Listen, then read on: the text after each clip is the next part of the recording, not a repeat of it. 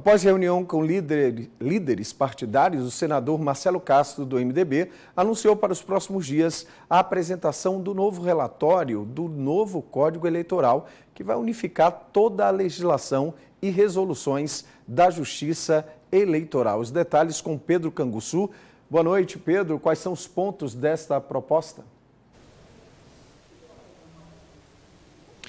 Oi, Leal. Muito boa noite a você, a todo mundo que nos acompanha aqui no Jornal Paranaíba. São pelo menos 4 pontos importantes que vamos destacar, então, desse projeto, né? Como você bem disse, o senador se reuniu, então, hoje com líderes partidários, porque deve apresentar aí nas próximas semanas esse novo Código Eleitoral, que vai reunir, então, em um único texto, todas essas leis, né, e medidas que estão em vigor. Esse novo texto deve conter aí pelo menos 900 artigos. E como eu falei, então, são pelo menos 4 pontos importantes, que é inelegibilidade, descompatibilização dos candidatos, vagas em eleições proporcionais e também prestação de contas. E aí a gente vai explicar um pouquinho, então, sobre cada uma dessas funções. A questão, então, da inelegibilidade é justamente para poder padronizar o período que o candidato vai ficar, então, fora da disputa eleitoral. E isso serve, então, para os candidatos que estão condenados pela ficha limpa. E a proposta é a seguinte, que esses candidatos fiquem de fora, então, das disputas, eles cumpram, então,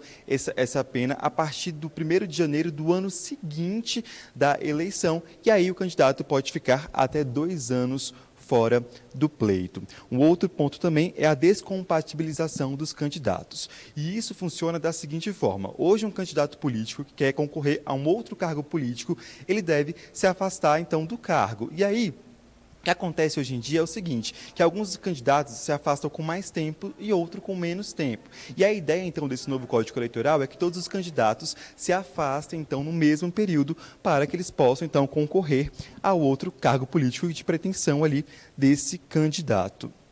O outro tópico também importante é a quarentena para quem ocupa funções consideradas incompatíveis com a jornada política. Então, isso serve para militares, para juízes, pessoas que trabalham aí no Ministério Público que desejam então concorrer a um cargo político, eles devem se afastar desses cargos e aí se dedicar totalmente à vida política. E para finalizar, também a prestação de contas, que vai ser feita de forma autônoma em relação aos outros partidos e se as despesas forem pequenas, vai preencher, então, um relatório simplificado. Além, claro, desse novo Código Eleitoral, o senador vai apresentar, então, 3 PECs, também aqui no Congresso Nacional, em relação ao fim da reeleição para o cargo do Executivo.